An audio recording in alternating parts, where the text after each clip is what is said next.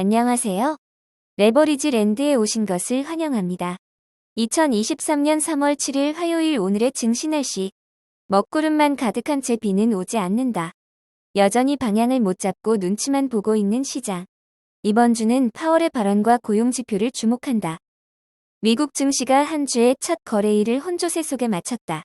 오늘은 S&P 500과 나스닥은 힘겹게 상승을 지켜내며 강보합권에서 마무리되었으나 변동성이 큰 반도체와 중소형 종목들은 1% 이상 하락하였다. 이제 S&P 500은 고점 대비 하락률 15%대 언저리에서 비교적 안정감을 찾은 모습이고 나스닥과 필라델피아 반도체 지수 역시 고점 대비 하락률 마이너스 25% 구간을 기점을 쉽사리 방향성을 잡지 못하고 주춤하고 있다. 반면에 중소형 기업들을 추종하는 러셀 2000 지수는 고점 대비 하락률 마이너스 20% 바깥에서 맴돌고 있는 것을 확인할 수 있으며 고금리 여파 속에 여전히 과매도 구간이 지속되고 있다. 다음은 오늘의 주요 증시 전망 소식이다. 허리케인이 오고 있다는 어록을 남긴 바 있는 JP모간의 제이미 다이언 회장이 최근의 증시를 두고 오늘 또 한마디 거들었다. 올 4분기까지 인플레이션 둔화는 어렵다고 진단하며 패드는 더 센 긴축을 하게 될 것이라고 예상했다. 이와 더불어 미국의 소비는 견조하지만 어느 시점엔 끝날 것이라며 연착륙을 할 기회는 여전히 있으나 결국은 러시아와 우크라이나의 전쟁이 증시 방향의 핵심 키가 될 것으로 내다봤다. 한편 모비우스 캐피탈의 마크 모비우스 창업자가 중국에 투자했다가 제대로 물린 모양이다. 그는 중국 상하이 증시에 투자했다가 투자금이 묶였다고 분노하며 시진핑 시대는 후퇴하고 있고 이제는 인구와 산업은 중국과 비슷하지만 큰 자유가 있는 인도와 브라질 시장에 투자할 것을 추천했다. 마지막으로 웰스파고의 전략 책임자인 크리스 아비는 이제는 더 이상 약세장의 영역이 아니라고 분석하며 올 들어 상승한 증시가 더 뛸 여력이 있다고 내다봤다. 3배수 레버리지 ETF가 S&P 500과 나스닥 100 ETF를 제외하고 전 종목 하락 마감하였다. 오늘은 특히나 바이오 종목의 하향세가 눈에 띄었는데 중소형 바이오테크라보는 오늘도 5.35% 하락하며 6달러 초반까지 내려앉은 모습이다.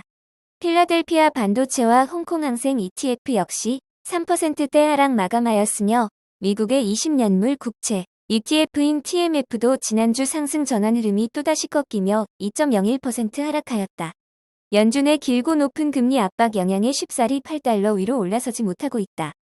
2배수 레버리지 ETF 역시 S&P 500과 나스닥이 살아남은 가운데 오늘은 클린 에너지 ETF ICLN을 2배수로 추종하는 KLNE ETF가 2.27% 상승하며 좋은 모습을 보여주었다. 그 밖에 최근 높은 변동성을 보여주고 있는 전기차 ETF EVAV가 오늘 또다시 4.15% 하락하며 미끄러져 내려왔고 중국 테크주 CF도 4.48% 조정을 받으며 여전히 가장 높은 고점 대비 하락률을 유지하고 있는 것을 확인할 수 있다. 3배수를 역으로 추종하는 고버스 ETF가 절체절명의 위기에서 다시 한번 한숨 돌렸다. 작년에 혹독했던 하락장과는 사뭇 다른 분위기의 올 한해 고전에 고전을 거듭하고 있는 고버스 ETF.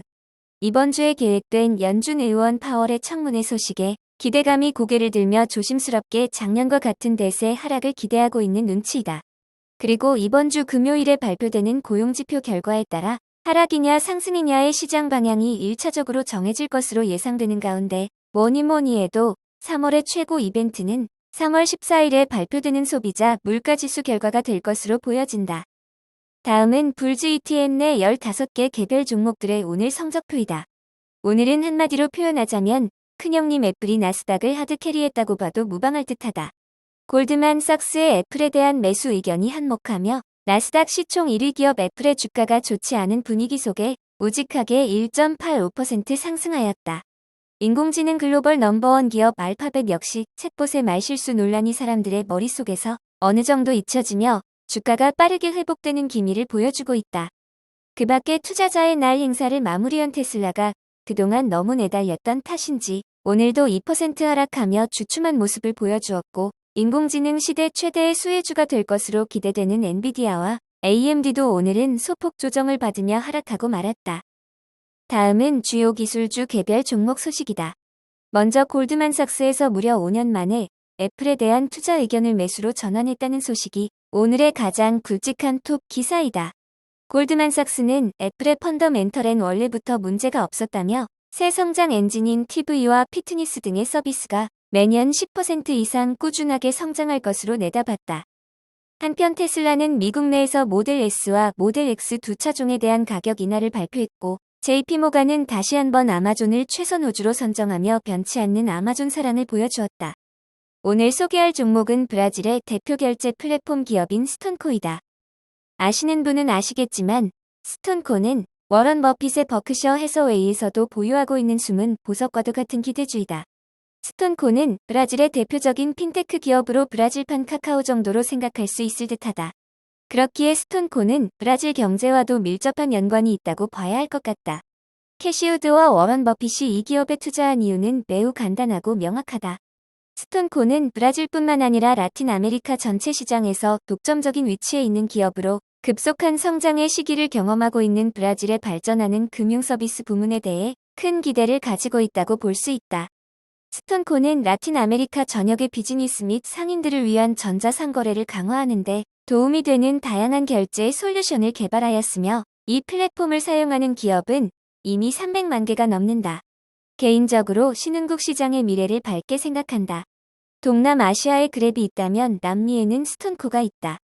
캐시우드와 워런 버핏도 일찌감치 투자하고 있는 남미의 최강 플랫폼 기업 스톤코를 오늘의 텐버거 후보 종목으로 별 5개 강력 추천한다. 요즘 들어 참 많은 투자자들의 마음속에 시장재 폭락에 대한 우려와 갑작스런 대세 상승장 전환으로 인해 혼자 소외될 것 같은 두려움이 공존하며 어찌할지 쉽사리 결정을 내리지 못하고 있는 듯하다. 항상 강조하지만 우리는 모른다는 것을 인정하고 시장에 겸손해야 한다. 타이밍을 예측하여 손실을 최소화하고 이익을 극대화하고 싶은 욕심이야 인간인 이상 인지상정이겠으나, 모른다는 것을 인정하고 다 내려놓고 꾸준하게 투자해 나가는 것이 장기적으로는 무조건 이득이다. 당장의 변동성으로 인한 크고 작은 손실과 이익에 너무 연연하지 말자. 빵 부스럭이나 주워 먹자고 주식하는 게 아니다.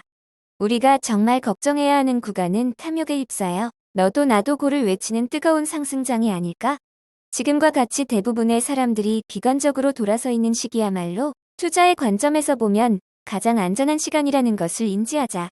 결국 투자에 있어 성공을 위한 덕목은 믿음과 인내가 전부다. 광활한 들판에 희망의 씨앗을 심자.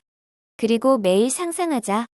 오늘 심어놓은 작은 씨앗이 무성한 숲을 이루게 되는 장면을. 약속드린 바와 같이 레버리지 랜드에서 발생하는 유튜브 수익금은 전액 좋은 곳에 기부할 예정입니다. 이와 관련해 초기 투자를 어떤 ETF에 해야 할지에 대해 커뮤니티 게시판에서 공개 설문 조사 중입니다. 역시나 SOXL 불즉, 그리고 TQQ가 각축전을 벌이고 있는 가운데 TQQQ가 34%로 가장 높은 지지율을 보이고 있네요. 투표는 이번 주 금요일까지 계속될 예정이며 그 결과를 토대로 금요일 밤에 초기 투자를 진행하겠습니다. 투표에 참여해주신 모든 분들께 감사드리며 아직 투표하지 않으신 분들의 소중한 의견을 기다리겠습니다. 비록 재미로 시작하는 작은 이벤트이지만 시작은 미약했으나 그 끝은 창대할 것이라고 확신합니다. 레버리지에 대한 잘못된 인식을 바꾸고 탐욕이 아닌 효율성을 추구하는 함께 만들어가는 레버리지 랜드가 될 수 있도록 여러분의 많은 관심과 성원을 부탁드리겠습니다. 오늘의 영상이 여러분의 투자 생활에 작은 도움이나 되셨기를 바라며 레버리지 랜드는 내일도 계속됩니다. 감사합니다. 행복한 하루 되세요.